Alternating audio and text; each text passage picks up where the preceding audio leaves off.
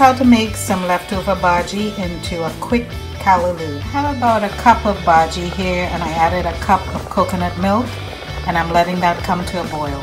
I just wanted to show you that this is the coconut milk that I use to make the 10-minute callaloo. Now they also have an 80-calorie one, which is a richer taste. It's really nice too. So you can use either one, or if you just want to use regular unsweetened coconut milk, that's good too. I added a little extra salt and a little bit of more pepper, coarse ground black pepper. So I'm going to let those flavors come together. This is so quick, you'll see what's going to happen next. I reduced my heat to low, so it's just simmering here. Next step is just to blend everything together. In goes the immersion blender.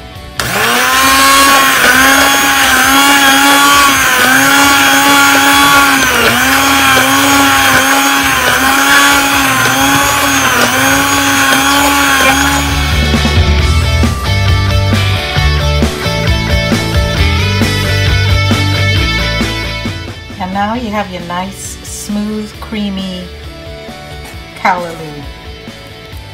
And all this would take you, if you wanted to start, say from the time you make your bhaji, the way I make it, it's going to be about 5 minutes. And then just to put this together, a couple more minutes. So to be fair, to get everything together, I'm going to say a 10-minute callaloo soup. And of course, we're going to taste it to see how everything's going. Oh man, I am amazed. This is so good. If you wanted to add a crab flavor to your 10-minute callaloo, you can get something like lump crab meat from your grocery. It's really good and ready to go, all shelled and everything, and you can just stir a few pieces into the callaloo and that'll give it a nice crab flavor. Now I know a lot of you are going to say this callaloo don't have no okras in it, and that's very true.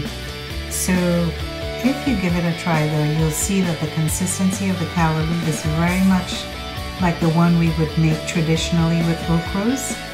But just give it a try and tell me what you think.